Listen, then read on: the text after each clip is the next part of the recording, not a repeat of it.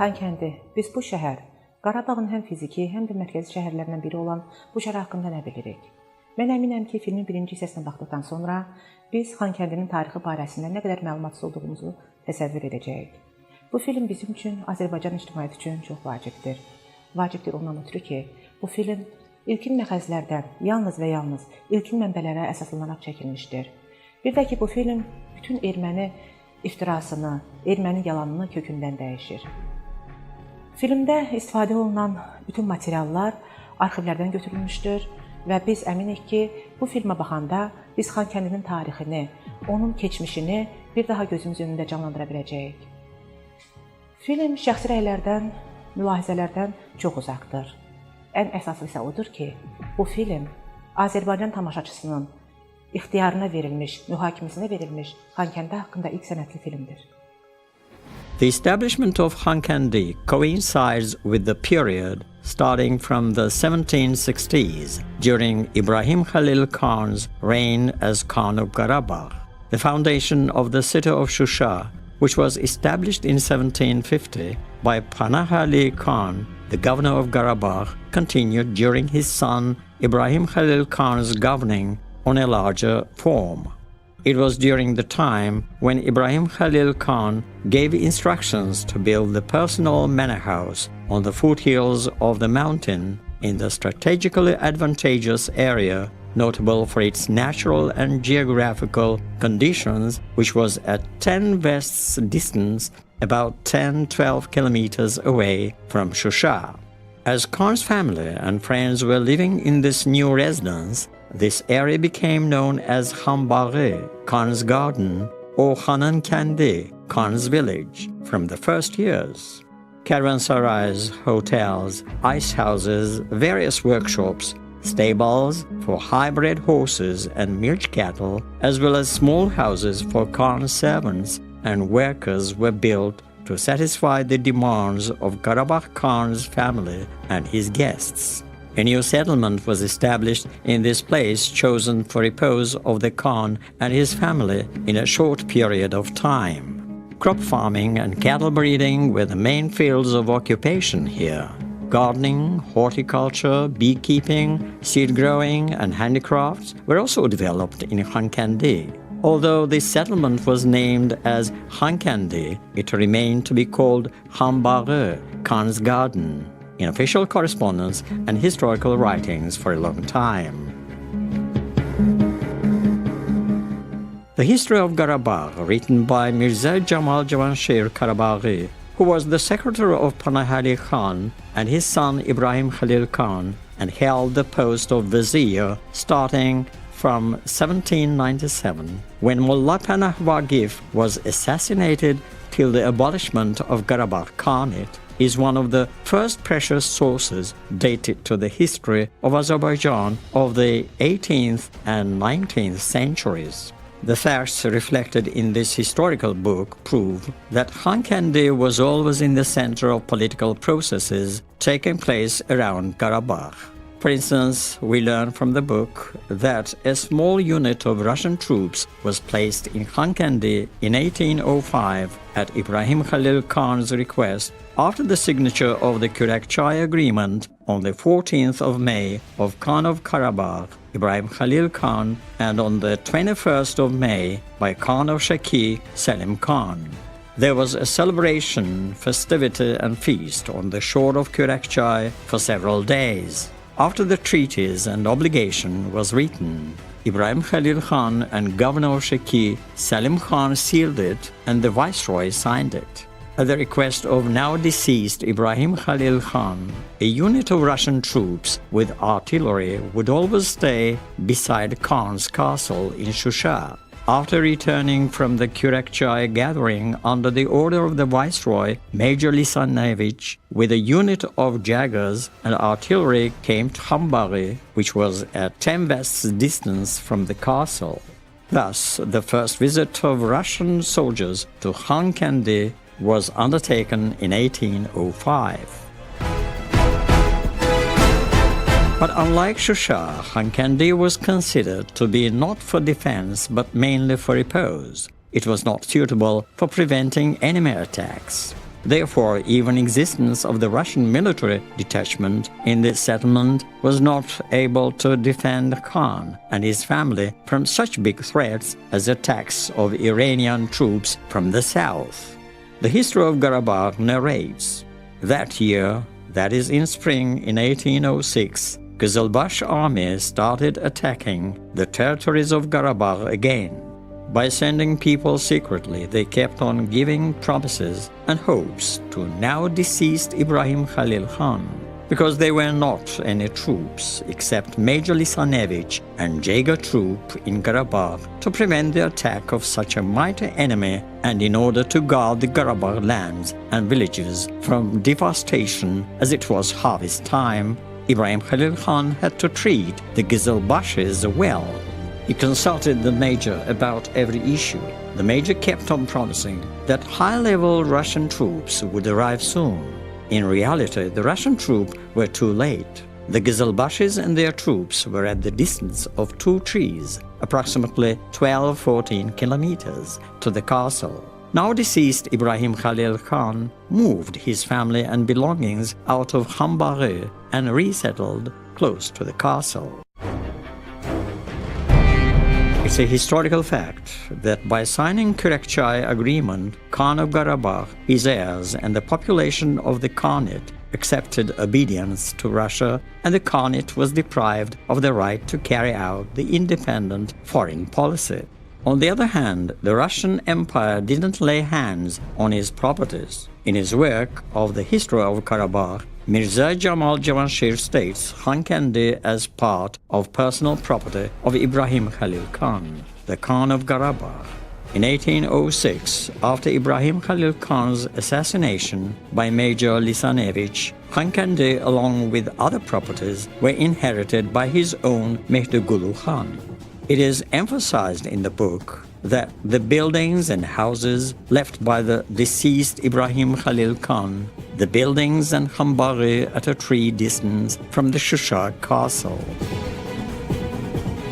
Mehdigulu Khan, appointed as Khan after his father Ibrahim Khalil Khan's assassination, had to state his loyalty to the Russian Empire to save the Khanate from total destruction.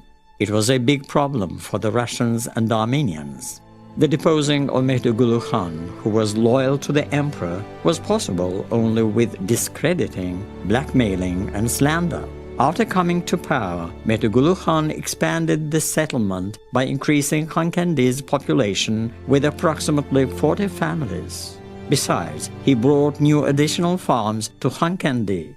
At that period, caravanserai, hotel, smithy, farriery, as well as a big wholesale market, which provided neighboring villages with food and other products were functioning in Xankəndi. Like his father, Mehdigulu Khan chose Xankəndi as his residence and his family's resting place. On October the 12th, 1813, in Gülistan village of Karabakh, a peace agreement between Russia and Iran on dividing Azerbaijan was signed. This agreement seriously affected the fate of Xankəndi, as it did with other regions of Azerbaijan. The colonial administrative governance system was established in the North Azerbaijan, and the Khanate ruling was replaced with the commandant administrative system. During this period, Tsarist government departments were created in Xankəndi. Although Mehdigulu Khan was a formal governor of those departments, the real control was in the hands of Russian militaries. On the other hand, after Gülistan Agreement, in Karabakh, self-willed Russian militaries and Armenians acting under their patronage were making plans how to destroy the Karabakh Khanate. In November 1822, General Alexei Yermolov, the commander-in-chief of Russian army in Transcaucasia, made the following statement to the population of Karabakh Khanate. I heard with great surprise that Mehdigulu Khan, Khan of Karabakh, betrayed us and escaped to Persia, that is South Azerbaijan. Because of it, from now on, Karabakh Khanate passes to the direct control of the Russian government. Khan's governance is abolished forever, and special officials will be sent by me to establish the required management system in this land. Those who took part in the betrayal of fugitive Khan and dare to build secret relations with him will be subject to violent and ruthless pursuit. Mehdigulu Khan's letter to the governor of Karabakh, Knyaz Abkhazov, dated June the 21st, 1827, brings light to unclear moments behind Yermolov's statement. As it turns out, Mehdigulu Khan's exile from Karabakh was the result of a joint plan of Russian General Yermolov and Karabakh Armenian Knyaz Valerian Madatov. Mehdigulu Khan writes in his letter, in 1816, when Yermolov was appointed as a commandant to this place, Madatov was next to him. They offered me to give in Karabakh to His Majesty the Emperor. I said that I am a loyal servant to Russia, so this province belongs to His Majesty, the Emperor. Then General Madatov came to me and said, they want to take the province as well as the Khanate from you. If you stay with me and concede some of your properties and farms to me, I will work it out in a way that they will neither take your province nor Khanate from you. I will provide you with a written document confirming it. After that, they brought the Bible. He swore in front of several people and wrote the document. I still have the document. It says that from that time on, he will not go against me, and he will protect me from any damage and loss by anyone, including General Yermolov. After giving that document, he took villages, tithes, summer and winter pastures, cash and obligations, together with items. Thus, in the result of Armenian-Russian cunning, Karabakh Khanate, including Xankəndi, together with Mehdigulu Khan's other properties, passed to the treasury of the Russian Empire. After the abolishment of Karabakh Khanate, the Russians start to the unnatural settlement of the Armenians in the territory of the whole Karabakh, including Xankəndi. In 1823, the Russian Empire conducts a population census for the first time in Karabakh, as well as in Xankəndi. In the related census documents, it says about Xankəndi. In this village, which was published by Mehdigulu Khan, taxes were not collected as the population was new. 3 houses are those who lived here from long ago and finished their homage. 17 houses are newly settled and 5 houses are tenants who don't pay anything. 6 houses are poor people, 2 houses are popes, 2 houses belong to stableman Allah Bey, 2 houses belong to tenants, 2 houses belong to deceased Davud's children, and 1 house belongs to the painter. After this census, Russian military started to settle new families to these places to increase the number of Armenians in Xankəndi. One of the main sources for getting the accurate information about the history of the city of Xankəndi is the Acts of Caucasus Archaeographic Commission. The first reminder of Xankəndi in these acts came across with the Commission's notes dated 1826, related to the correspondence between Russian militaries and Armenian knyazes on the eve of the Second Russian-Iranian War. In the report of Russian Major Chilyaev to Armenian knyaz Valerian Madatov, it is said, in Khambari, they are waiting for Abbas Mirza's arrival soon. Lieutenant Sefer Ali Bey informed me that according to his sources, Ehsan Khan Nakhchivanli will replace Abul Fath Khan Chulundurlu soon, and Prince Abbas Mirza's visit to Khambari in summer doesn't aim to, but hunting and entertaining, as well as transferring the control over Karabakh to his son Bahram Mirza instead of Yusuf Khan. In the report of Valerian Madatov to General Lieutenant Vilyaminov dated April the 6th, 1826, it is said, the prince is making preparations to visit Khambari at the end of April, and preparation work is being done there. From these correspondences, we find out that Xankəndi was not only known for the place where decisions of national importance were made, but it became a center which could influence the social and political situation of Karabakh starting from the 20s of the 19th century. It is worth mentioning that during the Russian-Iranian War from 1826 to 1828, when Prince Abbas Mirza surrounded the Shusha castle, he settled his headquarters in Xankəndi. Then, although Abbas Mirza's troops laid siege to Shusha, for 2 months they were not able to take over the castle. When Russian General Yermolov sent his troops to Shusha, Abbas Mirza left the place, ruining Xankəndi on his way back.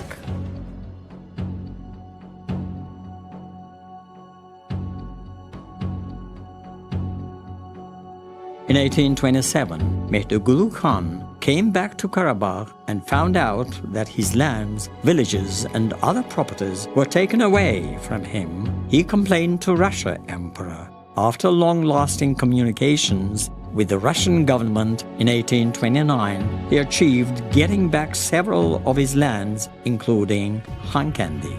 After receiving back Xankəndi, Mehdi Khan restored all the buildings, houses, and catering facilities. The Second Russian-Iranian War had already come to an end with Turkmenchai Peace Agreement, an artificial settlement of the Armenians in the territories of Azerbaijan was widespread. According to the official sources, in 1829-1830, approximately 60,000 Armenians from Iran and around 90,000 Armenians from Turkey were moved to Caucasus. In reality, this number was much more than that. In 1839, 91% of Karabakh's population was comprised of Azerbaijanis, and only 8.5% were Armenians. As a result of settlement policy, the percentage of Azerbaijani population decreased to 64.8% and the Armenians increased to 34%. Only in 1832 and 1834, proportion of Armenian population in Xankəndi decreased to 27%. The researchers testify that there were 80 houses registered with Armenian families and 52 houses registered with Russian families in Xankəndi in 1847. In mid-May of 1845, Mehdi Khan died in the accident. All his lands, including Xankəndi, were inherited by his wife Badir Jahan Beyim.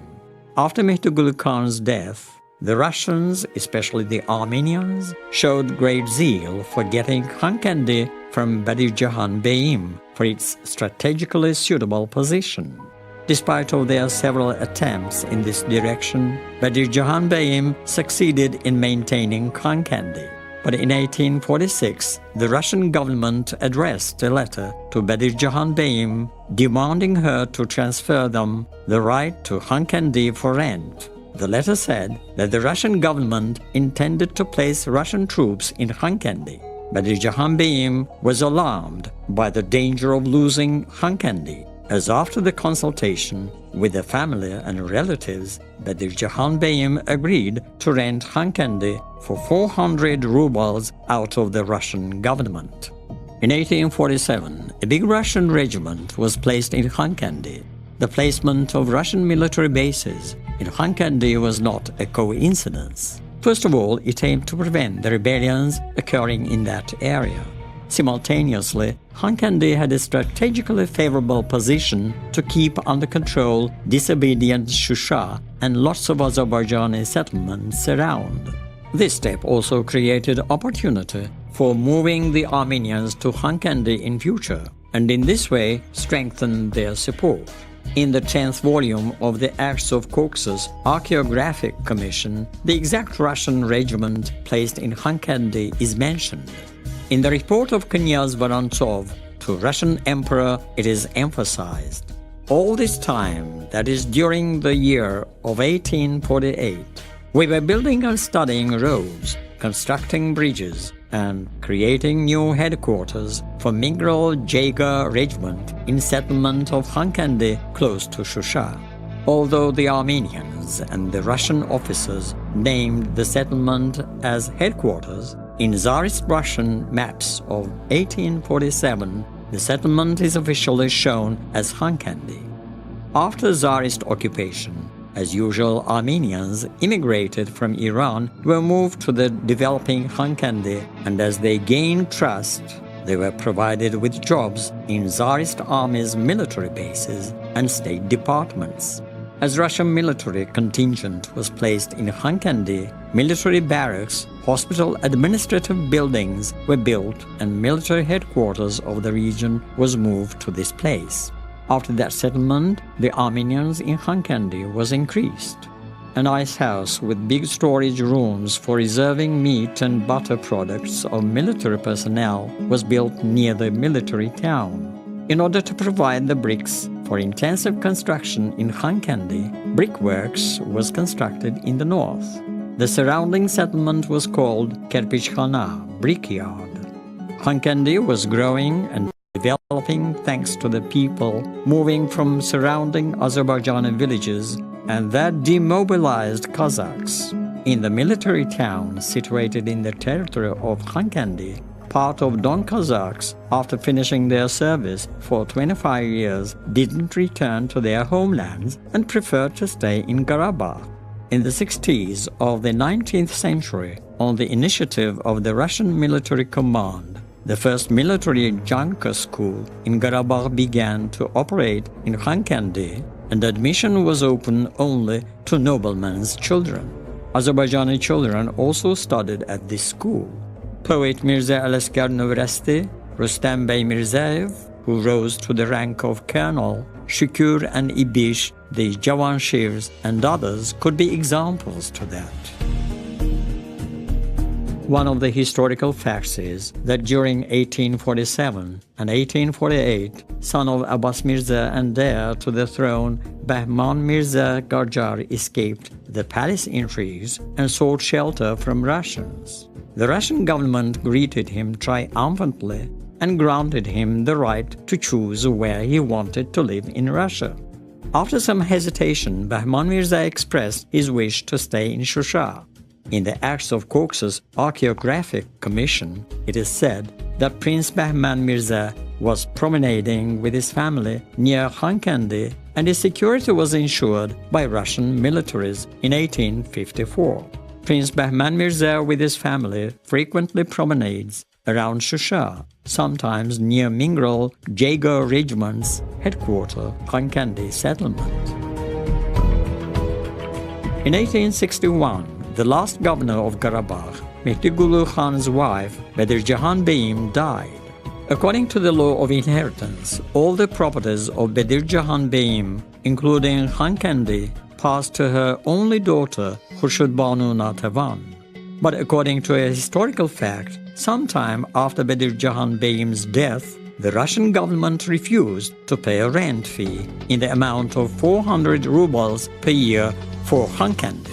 In this regard, the note from Khurshid Banu Natavan addressed to Russian Colonel Dubits in 1869 emphasizes. District Engineer Department, in its response dated February the 20th of this year, and with the number of 1477, confirms that they have allocated to Shusha County Treasury 400 rubles for the land of Xankəndi to be transferred to me. However, in the previous response dated March the 15th and with the number of 2486, I was informed that they have stopped payment to me, because according to the documents that Captain Sherbakov has gathered, my right to the mentioned lands is not confirmed with the required documents. This document, which clearly demonstrates Khurshid Banu Natavan's unequal struggle to prove that Xankəndi is an ancient Azerbaijani land and those lands belong to Azerbaijanis, states further. It is more than 22 years that government has rented this land that I have inherited from my deceased mother, and I am receiving the fee that was defined earlier. If there was a bit of a doubt in my mother's or my right to this land, then the order about my suspension of payments would be issued. With this letter, Khurshudbanu Nathavan proved her right of inheritance to Xankəndi, and Russian government paid her the fee that was not paid. The important thing is that Russian Empire was trying to annoy Khurshudbanu Nathavan by continuously creating such kinds of artificial problems, and as a result make her waive her right to inheritance to Xankəndi. Along with the artificial settlement of the Armenians in this settlement, the Russian government also implemented other plans to appropriate Xankəndi. In 1882, according to the newly organized cameral description of Xankəndi of Shusha County, the Russian government moved 57 Russian families from Shusha to Xankəndi in order to increase the Christian population of the settlement. From 1897, two-class secular school started to function for the first time in Xankəndi. The teachers, mainly from Russia, gave lessons in that school. Alexei Ivanovich Turygin, who had come from Saratov to Xankəndi, taught pupils the Russian language along with the other subjects. In 1915-1917, Susanna Yakovlevna Barutina was headmaster of that school. The discovery of the archival documents testifies that the population of Xankəndi was inclined to education. For example, even before the revolution, at the time when double standards existed about the education of girls in Azerbaijani families, 5 daughters out of 7 children of the commander of the 77th Regiment, Mehmed Bey Ahmedbayev, who lived in Xankəndi during the Tsarist government, received higher education. 2 daughters of Mehmed Bey, Sona Khanum and Maryam Khanum, worked as teachers in Tbilisi, and other 2 daughters, Razia Khanum and Tamara Khanum, worked as teachers in Baku. Another daughter of Mehmed Bey Ahmedbayev, Ayna Khanum, received the medical education in Moscow and was the first Azerbaijani female dentist. In the 19th century, the Armenians who escaped punishment after committing terror against Muslims in the territory of Turkey and the Armenians immigrated from Iran, as usual, were placed in Xankəndi, which was developing after Tsarist occupation. As of 1900, over 3,000 people lived in Xankəndi. Although the number of Russian and Armenian population was increasing in Xankəndi as a consequence of deliberately pursued ethnic policy, a lot of representatives of former Khans and Beys descendants, Azerbaijani intellectuals, musicians and craftsmen lived in the city. Their wares were waiting in Xankəndi and authorities had to consider them at times. In the beginning of the 20th century, during the Armenian-Muslim War in 1905-1906, Armenian terrorists committed slaughter against the Muslim population of Xankəndi. The great poet, artist, calligrapher, and musician, scientist Mirmevsun Nawab, who was the live witness of the events happening at that period, remembers one of these days like this. For bringing to life their objectives, Armenians surrounded Malibeyli from Qibla and west. People who were awake from the dawn learned about the attack and informed others.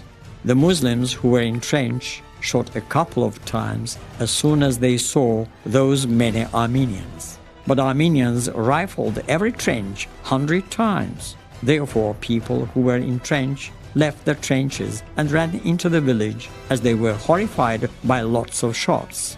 Armenians captured the trenches and entered the village. One of the horsemen from Muslims headed to Xankəndi and the other rider went to the castle to inform them and requested assistance from them. The squad of Muslims and Cossacks from Xankəndi came to Malibeyli. Before the arrival of the help from Gala and Xankəndi, the youth of Malibeyli attacked Armenians all around. After Armenians were pushed out from Malibeyli, the squads from Xankəndi and Gala entered Malibeyli with bluster and joined the Malibeyli defenders, saying the Salawat and Ya Ali, and bravely attacked Armenians. 15 more Armenians were killed in a result of intense shooting. The valuable memories of Mir Mohsen Nawab give us ground to say that Armenian Dashnaks, with the help of Russian soldiers, tried to annihilate the Muslims of Xankəndi and to banish them from their motherlands by different tricks. Stealing 200 cattle of a Muslim by Armenians near Xankəndi, the assassination of an Armenian woman with a child at the place between the Malibeyli and Xankəndi by Armenians and blaming Muslims for that were all efforts aimed at inciting the war.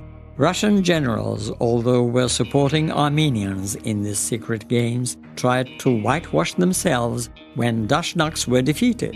Mir Mohsen Nawab writes, "The general came to Xankəndi with his squad in order to collect weapons from the citizens. With the general's instructions for inciting the conflict between Armenians and Muslims and secretly providing Armenians with weapons to reach Armenians' houses were blasted with dynamites. General took the cannons from those houses and went to Malibeyli village with his squad." The other live witness of 1905-1906 events, a well-known publicist and journalist Mehmet Said Ordubadi, in his work Bloody Years, shows that Russian militaries that were placed in Xankəndi were the participants of those incidents, at least staying as observers and doing nothing to prevent the conflict.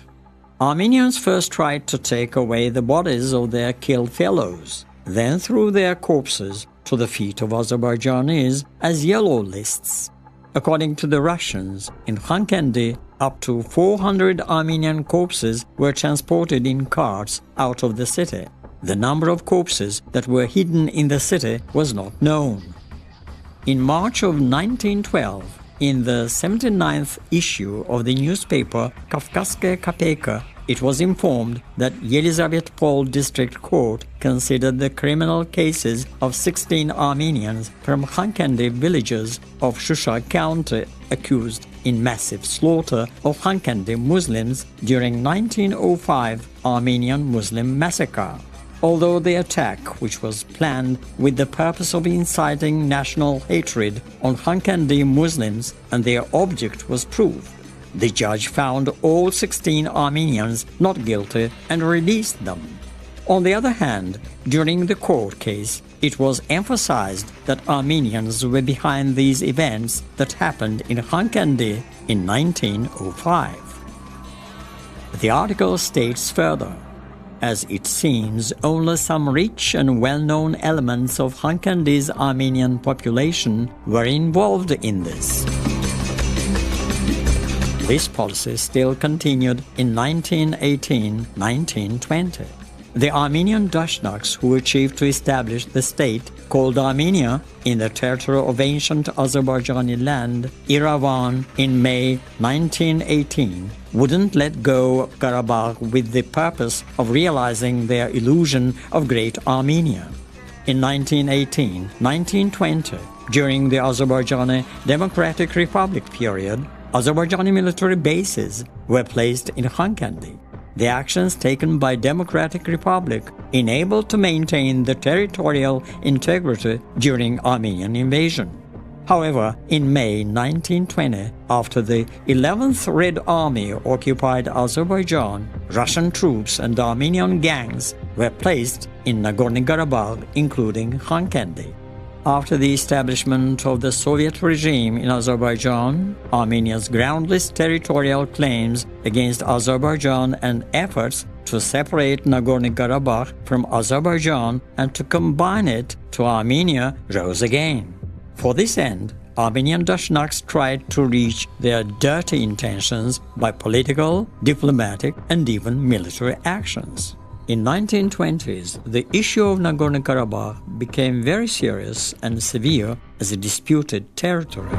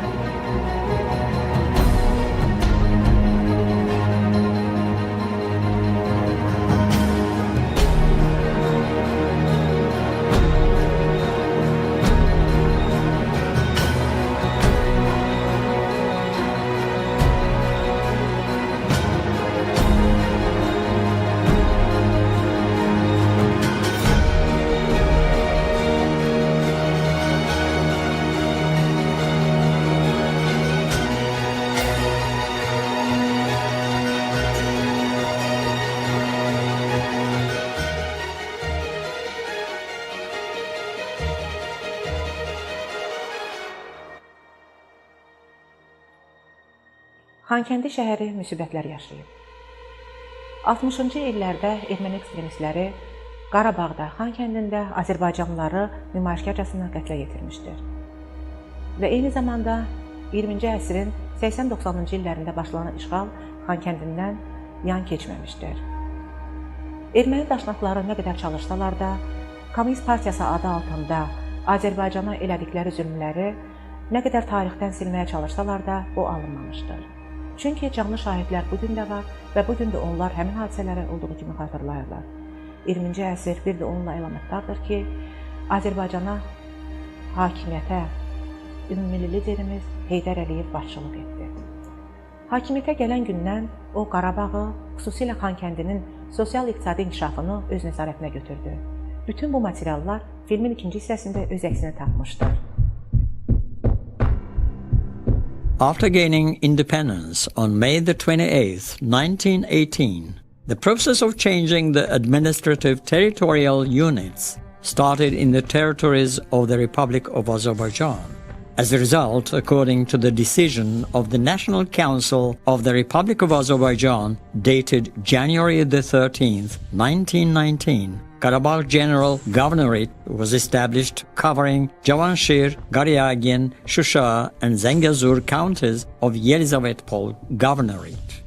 Shortly after Azerbaijan People's Republic collapsed as a consequence of Soviet Russia's invasion, and on April 28, 1920, Azerbaijan became part of the USSR.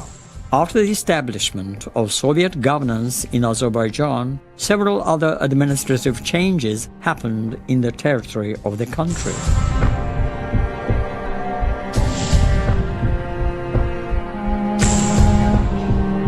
The issue of Nagorno-Karabakh was brought up in a situation when a very complicated situation and intense political contradictions existed in Azerbaijan. Most part of Armenians moved to the territory of Azerbaijan at different times, were living compactly in Karabakh together with Azerbaijanis. It is worth mentioning that Armenian worker communities in Karabakh strongly opposed to the division of Karabakh despite of Dashnak's provocative anti-Azerbaijan policy. But Armenian Dashnaks were eager to reach their dirty intentions by all means. In 1920, Dashnak squads under the commandment of General Dron destroyed and plundered 150 Muslim villages in Shusha, Qaryagin, Cavanşir, Zengezur counties, as well as Xankəndi city, and shot civilians. But that time they failed to tear off Zengezur and Qarabağ from Azerbaijan and to combine them to Armenia. On July the 10th, 1920, Nerman Nermanov, chairman of Azerbaijan Revolution Committee, sent a request to Russia. Qarabağ and Zengezur should be acceded to Azerbaijan. Some days later, in order to combine Qarabağ to Armenia, Armenians organized contract rebellion of Dashnaks in Qarabağ, destroyed several villages and killed the civilians. On July the 20th, 1920, a group of Armenians made a decision of combining mountainous part of Qarabağ to Armenia, but as it didn't express the will of the majority, it was not accepted. As a result of behind-the-scenes political games conducted for 3 years, Armenians although didn't achieve to tear off Qarabağ from Azerbaijan, but succeeded in obtaining the status of autonomous region for mountainous part of Qarabağ. On July the 7th, 1923, with the decree of Azerbaijan's Central Committee, Qarabağ General Governorate, as well as counties of Cavanşir and Şuşa were abolished. Middle and western part of the abolished counties were combined into Nagorno-Karabakh Autonomous Region, with Xankəndi being the center. A new county of Ağdam was established on the east. Thus, by forming so-called border inside of the state of Azerbaijan, the ground for future disasters was founded. The government of Armenia, in order to strengthen its position in high-level government bodies of Nagorno-Karabakh, with a pretext of staff shortage, sent 6 manager-level persons to this region with a letter of pro-Armenian Kirov and Karakozov. This process continued during later periods too. After the formation of Nagorno-Karabakh Autonomous Region on September the 18th, 1923, Azerbaijan's ancient settlement Xankendi's name was changed to Stepanakert, named after Stepan Shahumyan. After this, Armenian leaders of Nagorno-Karabakh placed a priority on socio-economic development of Xankendi. The number of Armenian population here was increased unnaturally. 398 Azerbaijanis lived in 85 households, 981 Armenians lived in 226 households in Xankendi. It should be emphasized that not only single Armenian lived in Xankendi in the beginning of the 19th century, the increasing number of Armenians in Xankendi continued during later periods. On November the 26th, 1924, the Statute on Nagorno-Karabakh Autonomous Region was adopted. In the Statute on Nagorno-Karabakh Autonomous Region was shown as part of Azerbaijan. With the incitement of Russia, Shusha, Xankendi, and 115 villages, 52 villages from Javanshir County, 3 villages from Garyagin, QHT-lərə from Gubadli were joined to Nagorno-Karabakh Autonomous Region. All of these were crimes against Azerbaijan nation and affected its future. It should be noted that this statute was prepared with the opinion of Armenian community of Nagorno-Karabakh Autonomous Region and under Moscow's order.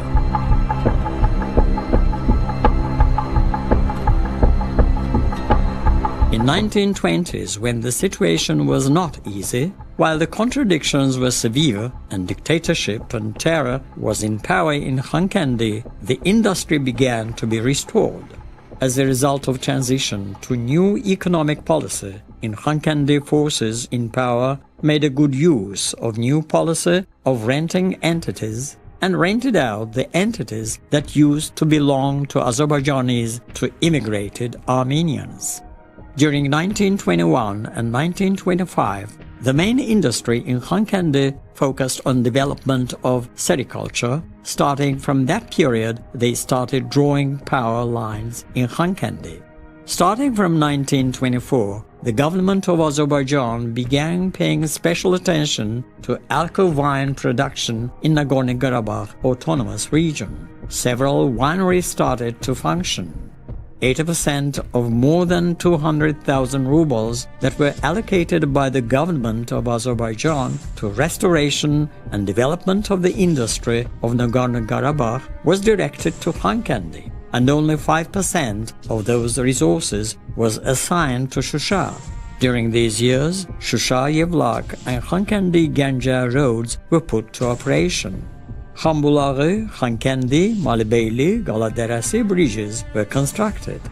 But it should be noted that Armenians relying on high authorities rented entities and illegally became the owners of those entities and treated Azerbaijanis working there not nicely. Fraudulent Armenians benefiting from new economic opportunities in Xankendi city took over big associations, trusts with fraud and made fortune. The Soviet Russia's economic and political policy carried out in Xankendi during those years had the main goal of suppressing sense of national identity of Azerbaijanis, strengthen their support in that area, thanks to Armenians, and take use of natural resources of Azerbaijan, complying with demands of new regime by perpetuating the colonial regime. In later years, wineries had the leading role in Xankendi's industry. Sericulture was developing, new wood processing plants were opened in Ağdərə, Askeran and Xankendi. A school building, bridge, 100-bed hospital was built in Xankendi. 33 buildings were constructed, 52 were restored, road of 174 kilometers length was constructed. Unemployment was terminated then. Xankendi developed from being backward agrarian region to agrarian industrial province. The number of workers increased 5 times. In 1929, silk spinning and carpet factories began to operate in Xankendi. The products of Karabakh silk plant situated in Xankəndi were exported to foreign countries. The carpets that were produced here were famous in the world for their original and beautiful drawings, high quality and exceptional durability. Karabakh carpets started to be exported to England, Italy, Sweden, Denmark, Iran and Egypt. On August 8, 1930, with the decision of Central Committee of Azerbaijan SSR, Communist Party, Hadrut, Mardakert, Stepanakert and Shusha regions were formed, and the city of Stepanakert considered the center of the autonomous region. Armenians from different regions were moved to Nagorno-Karabakh, including Xankəndi, and were provided with workplaces in industrial entities. Thus, Soviet Empire, in order to strengthen its economic foundation, turned Azerbaijan into a raw materials source and sped up the plunder of above-ground and underground resources. In 1920-1930s, strong industrial base was created in Xankəndi city.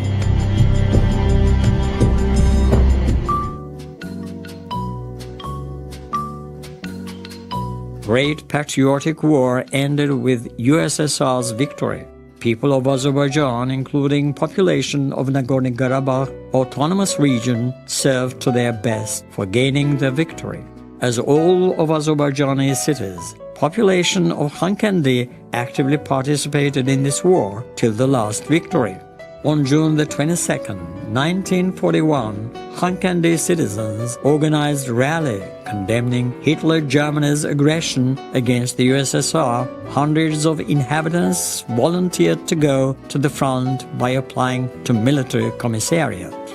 During the war, military hospital was created in Xankəndi.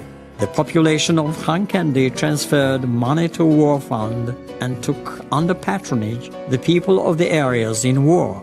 Xankəndi inhabitants showed courage at back front as well as in battlefields. However, war caused much harm to the whole Azerbaijan, including its inalienable part Nagorno-Karabakh Autonomous Region's economy. In 1940, the population of Azerbaijan was more than 3,300,000, and 151,000 of it was the population of the autonomous region. As skillful and strong workers and servants from Nagorno-Karabakh was mobilized to battlefield, population decreased up to 15%. After the war ended, important arrangements were made to restore and develop the industry in all the cities and regions of Azerbaijan, including in Xankəndi.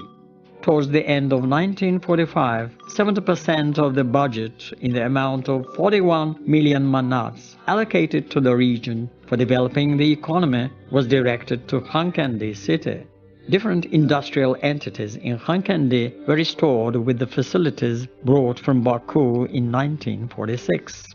At the same time, during 1946 and 1950 years, in Shusha, which had been center of Karabakh for many years, and then the center of Nagorno-Karabakh Autonomous Region, not a single entity was opened. Newly formed industrial fields in Xankəndi, Hadrut, Khojavand, Agdara, Asgaran were created mainly in the places where Armenians were settled.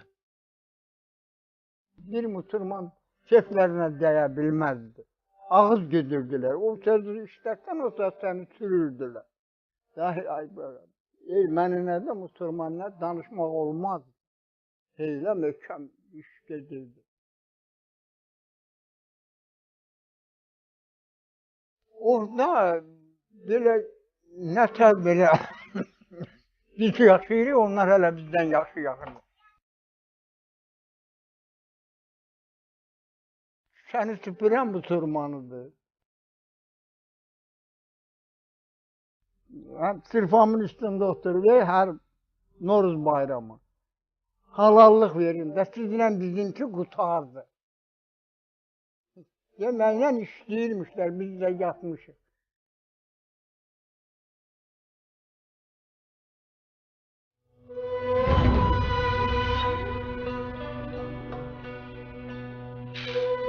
Armenian nationalists that created separate legion in occupier army of Hitler's Germany wanted to realize the illusion of Great Armenia in South Caucasus by using fascism methods and ideology of killing civilians. But their plan broke because of the victory over fascism. Then they started to blow up the idea of tearing off Karabakh from Azerbaijan and combine it to Armenia.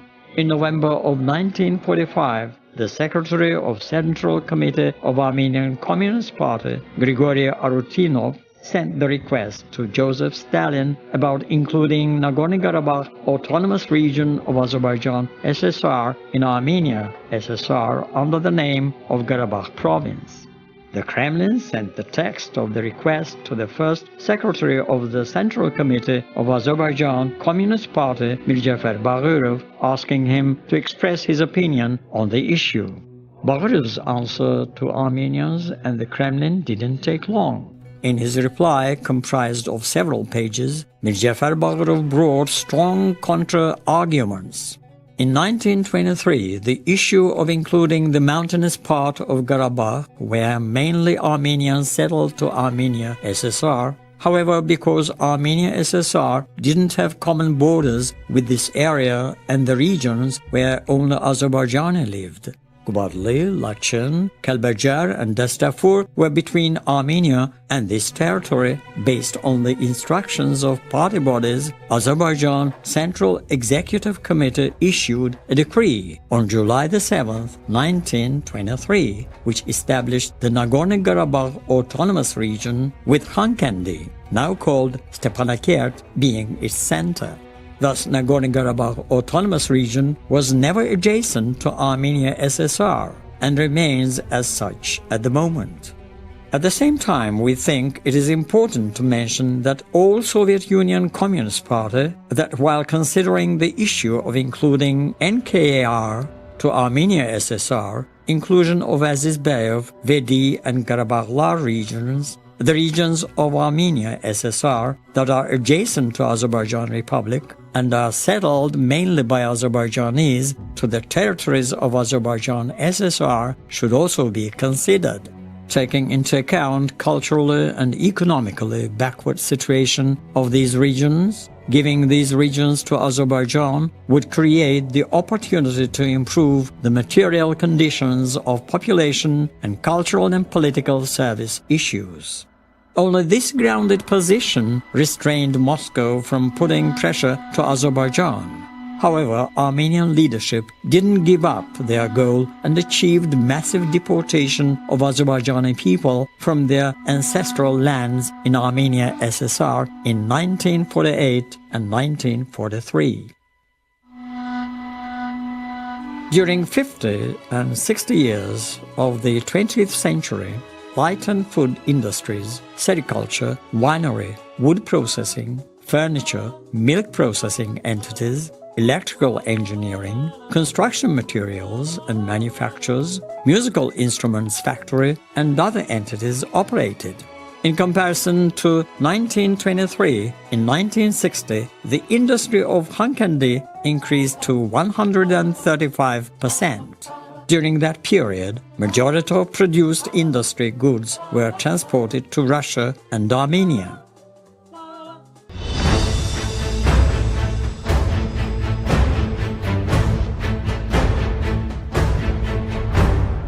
In the 60s of the 20th century, Armenians artificially settled in Nagorno-Karabakh Autonomous Region lived well, benefiting from the socio-economic privileges provided by Soviet Empire. But they never gave up their idea and efforts of tearing off Karabakh from Azerbaijan and combine it to Armenia. One of these efforts happened in 1967. In 1965, a group of Armenians collected signatures for separating Nagorno-Karabakh from Azerbaijan and included to Armenia and sent a request to Moscow. Although Moscow rejects the claim, Armenians didn't change their mind. 2 years later, in 1967, in the village of Kuropatkin of the Khojavand region, Martuni then, the corpse of the 10-year-old Armenian kid Nelson Movsesyan was found. Armenians blamed 3 Azerbaijanis in this crime. the director of the school and teacher Ershad Mehmedov, his brother-in-law Zohrab Mehmedov, and the guard Alamshad Mehmedov. The investigators of Armenian origin who handled the criminal case found these three Azerbaijanis guilty in killing the 10-year-old child. But the main question was never answered. What was the motive of this crime? On July the 3rd, 1967, hundreds of Armenians who came from Armenia and different villages of Nagorno-Karabakh to court case in Xankəndi city demanded that three Azerbaijanis should be shot. But the court ruled differently. Alamshad Mehmedov was sentenced to shooting, Ershad Mehmedov to 15 years of imprisonment, and Zohrab Mehmedov was released. This sentence didn't please the Armenian church. Wild Armenians grabbed Ershad and Alamshad from convoy and wounded Zohrab hidden in the car for the sentenced. But no one and nothing could save them. Armenians, in front of everyone, killed Ershad and Alamshad by beating them up, tormented corpses, then burnt them. Then they found out that Zohrab was in the car for the sentenced.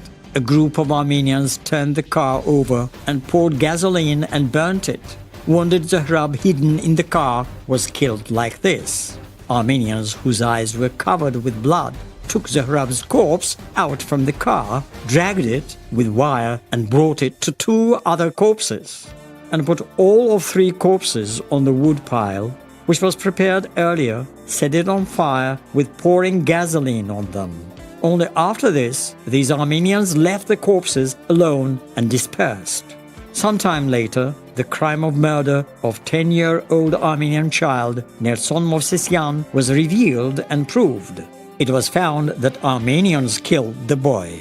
They blamed Azerbaijanis in order to show that coexistence with Azerbaijanis was impossible and to demonstrate that the request of combining Karabakh to Armenia was fair. The next day, State Commission comprised of high officials including Heydar Aliyev, chairman of State Security Committee, besides Azerbaijan SSR Council of Ministers, came from Baku to Xankəndi. The criminal case was opened about the massive disorder. Those who were murdered were buried, and arrangements were made to prevent possible unpleasant events from happening again. This important and dangerous case was assigned to Heydar Aliyev, who was appointed as chairman to Secretary Security Committee just a month ago.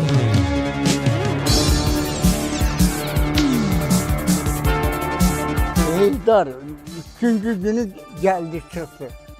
Allah bizim o Kərkican kəndinə də gəldi.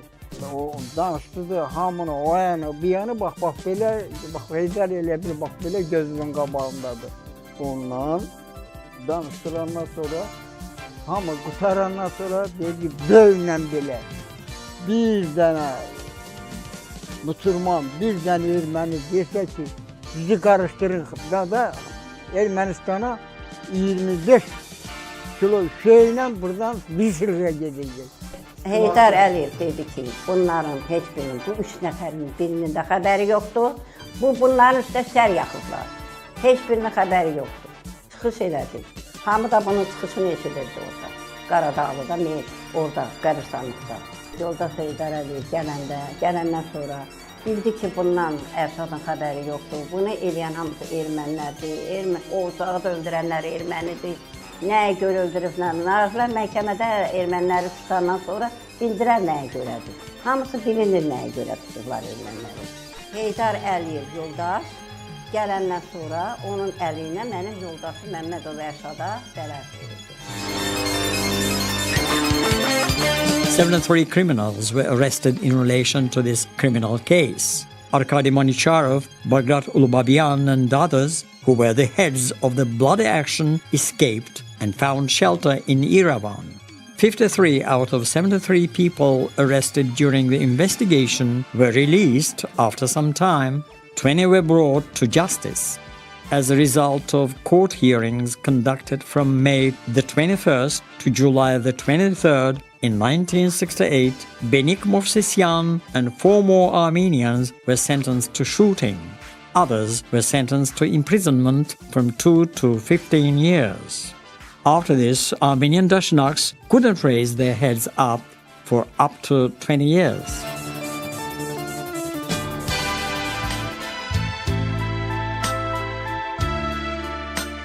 In 1969, the ground for turning point in Azerbaijani history was laid, and dynamic development in economic, political, and cultural life took place in the republic, including the city of Xankəndi.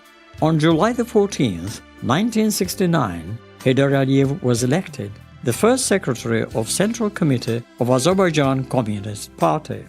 In the 1970s, management system was strengthened in Azerbaijan. After Heydər Əliyev's rise to power, the focus on economic, social and cultural development of the regions, including Nagorno-Karabakh Autonomous Region, was increased. Starting from the beginning of 1970, historical buildings of Shusha city started to be restored and new buildings were constructed.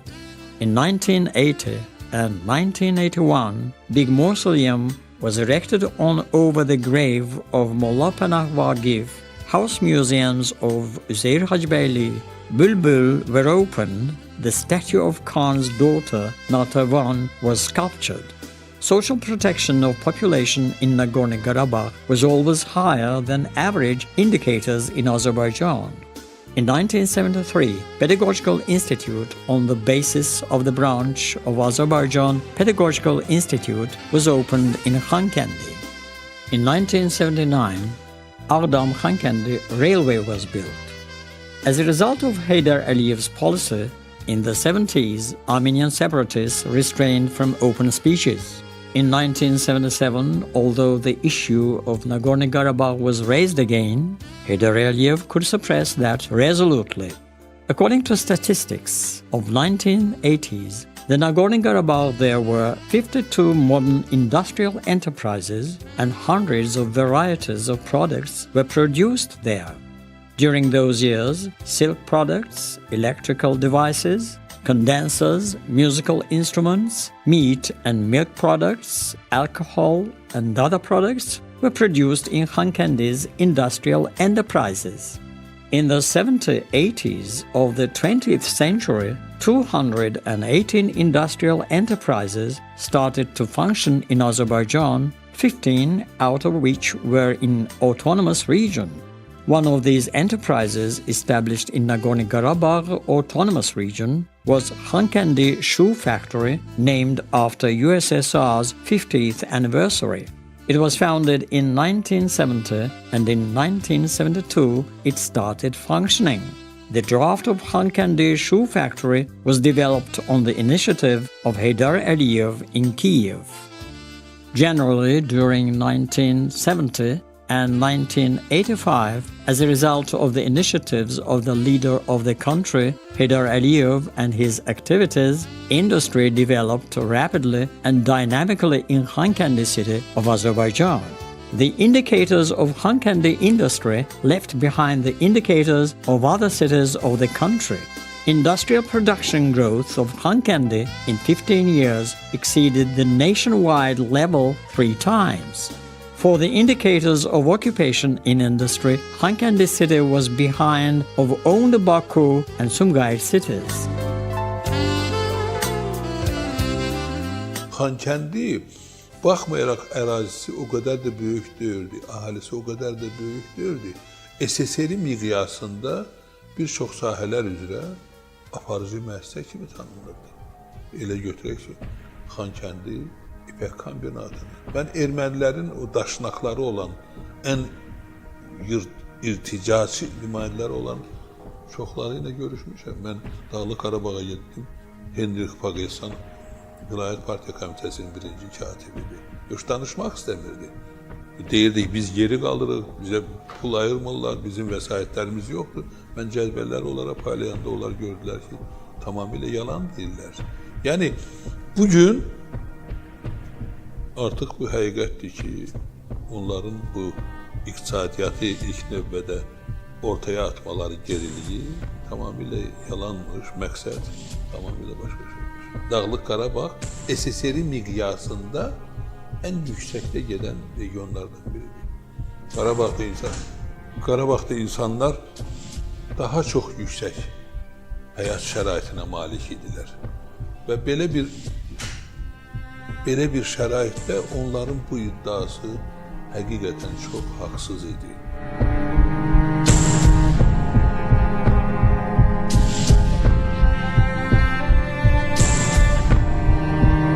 The claims of Armenians against Azerbaijan territories and Nagorno-Karabakh were part of their strategic plans for realizing an illusion of Great Armenia. Therefore, Armenians, being honest to their traditions, as always, started to fight for implementing this plan at every given opportunity. Karabakh events, Armenian separatist movement, started in the center of former Nagorno-Karabakh Autonomous Region. Xankəndi and Azerbaijanis living in Xankəndi were the first to be stricken.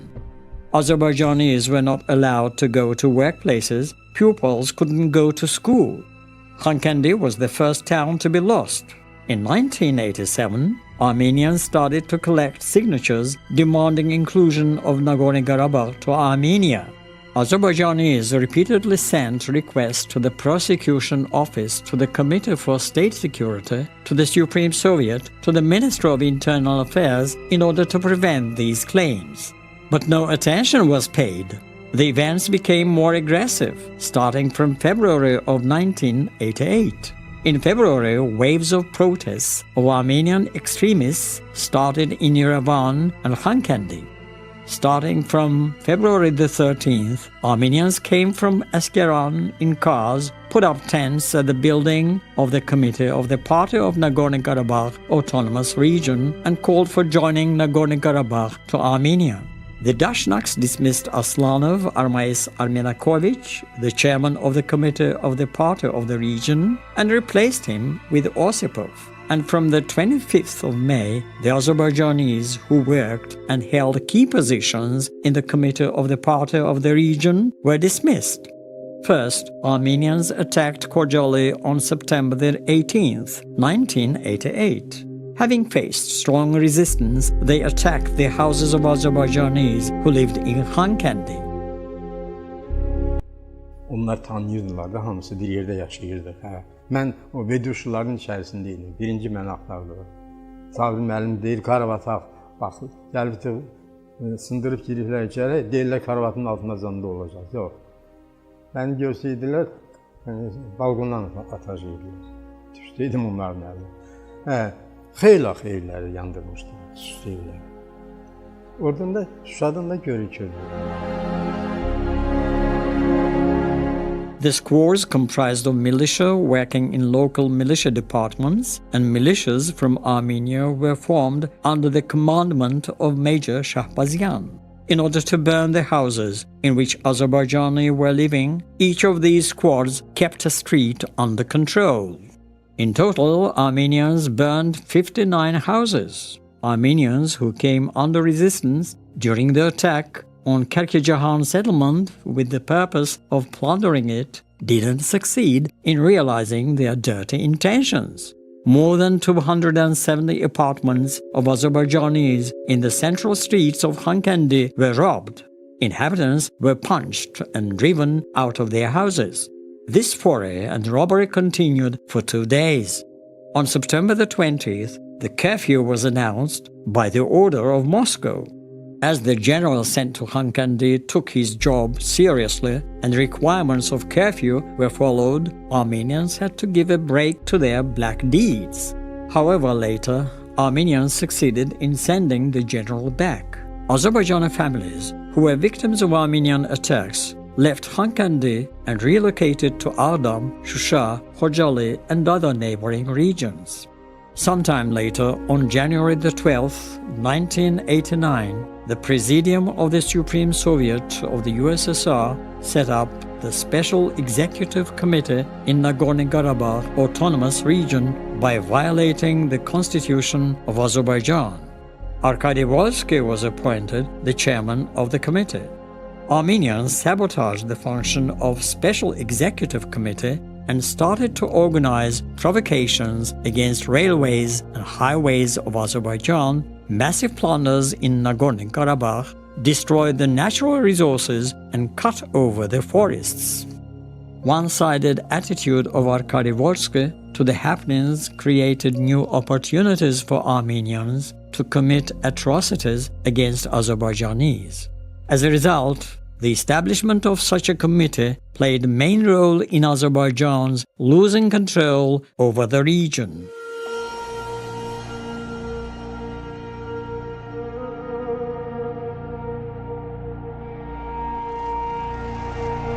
Starting from 1989, Azerbaijani population were exiled from Xankəndi, but a few thousand people stayed at Kərkicahan, which had received the status of settlement in Xankəndi till the occupation day. They faced atrocities of Armenian Dashnaks. That is why inhabitants secretly came to Ağdam, Shusha and Baku through Malibeyli. Many of these people fell into Armenian ambush and were killed with torture. In December of 1991, the USSR came to an end of its existence. Armenians from Xankəndi took advantage of it and attacked and grabbed all weapons from military base which was situated in the town. Several armed Armenians and one Russian soldier were killed during the fight. Some of the Russian soldiers from this base agreed to fight with Armenians, but those who did not were banished from Karabakh. But before that, Russian soldiers of 366th Motorized Rifle Regiment, situated in Xankəndi, had started to sell their weapons to Armenians. On December 28, 1991, Kərkicahan settlement, and thus Xankəndi in total, was occupied by Armenian forces.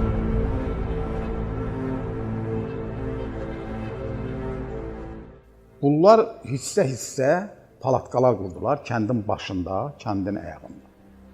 Ki, kəndi qoruyalım. Çıxmaq nədir? Axıra qədər döyüşünə çıxmışlar.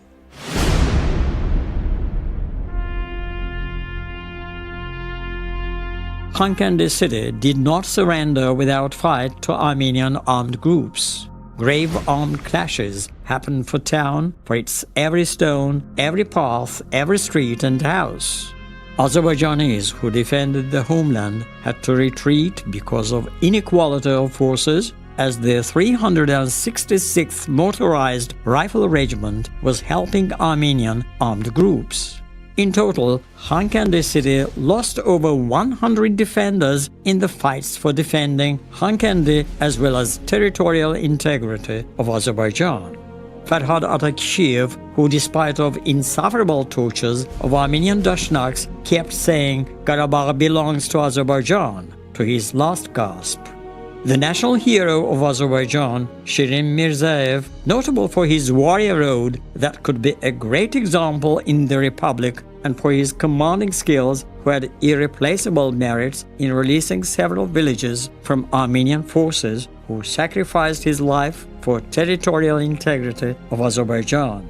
The national hero of Azerbaijan, Nizami Mehmedov, who participated in several important operations and died as a hero in March of 1992, are among the courageous martyrs of Xankəndi city. Tək ermənilər bir də heç nə elə bilməzdilər. Ermənilər nə eləyibsə onların əli ilə eləyibdir. Rusların əli ilə. Oradakı bütün praporçiklər, onların mavinləri, hamısı ermənilər idi. 366-cı polkda. Onlar o silahla nə eləyiblər, bizə qarşı onlar eləyiblər. Onların silahı ilə.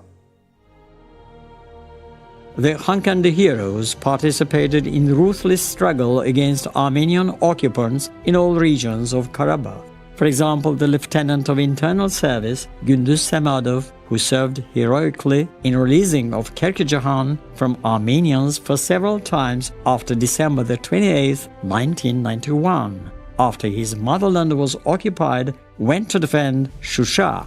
From March of 1992, he served as assistant to the chief of Shusha Arrest House. On May 8, 1992, on the day when Shusha was occupied, he released 27 Azerbaijani prisoners from Shusha prison in order not to let them be captured by Armenians and ensure their participation in defense of Shusha by providing them with weapons. Gündüz Samadov died heroically from a sniping fire to his head when he silenced the enemy with automatic weapon. He was awarded with the Medal for the Motherland with order of the President of Republic of Azerbaijan, İlham Əliyev.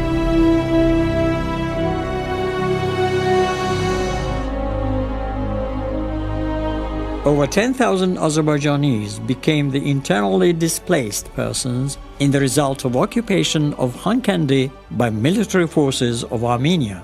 Currently, they are scattered over 40 regions of the Republic. Xankəndi is a town which brought up scientists, education, cultural and public figures, and well-known personalities who made brilliant achievements in different spheres of Azerbaijan and lifted up the name of the Republic with their activities.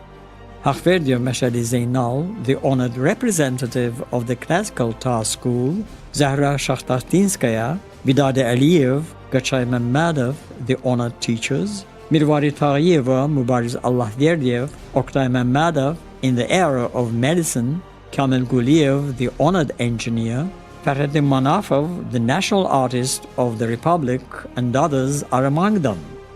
In 2012, President of the Republic of Azerbaijan, İlham Əliyev, signed the order about the action plan for constructing a new building for the Xankəndi City Secondary School No. 4, named after Nizami Ganjavi.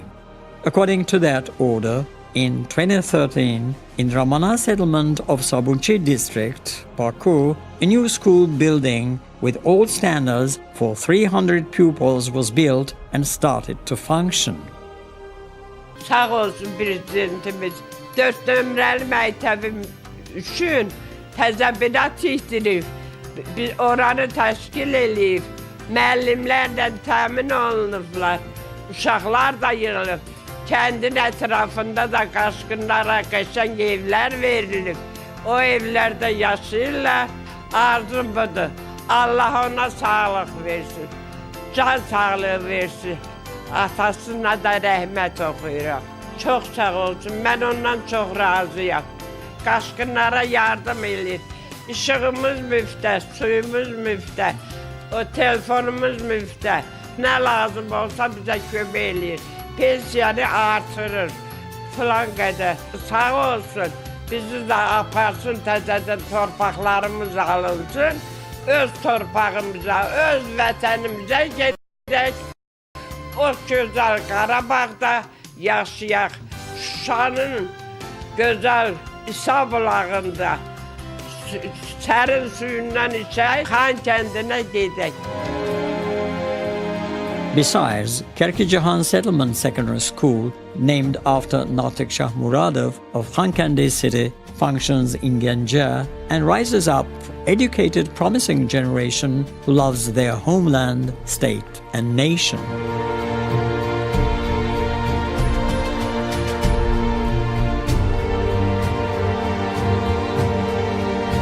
Generally, it must be emphasized that inhabitants of Xankəndi have always been people who lifted up the ideas of Azerbaijanism, did their best, and sacrificed their lives for their homeland, state, and nation.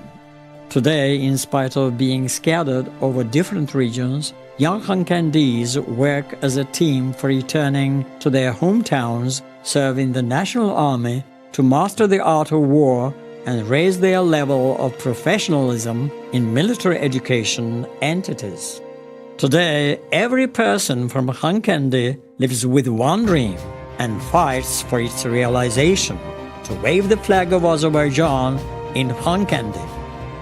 Tarixi amillər, beynəlxalq hüquq normaları, siyasi amillər və iqtisadi hərbi gücümüz Ermənistan-Azərbaycan Dağlıq Qarabağ münaqişəsinin həll edilməsində, ədalətli həll edilməsində öz sözünü deyəcək və Azərbaycan öz ərazi bütövlüyünü bərpa edəcəkdir. Dağlıq Qarabağda, digər işğal edilmiş torpaqlarda, Xankəndidə, Şuşada Azərbaycan bayrağı dalğalanacaqdır.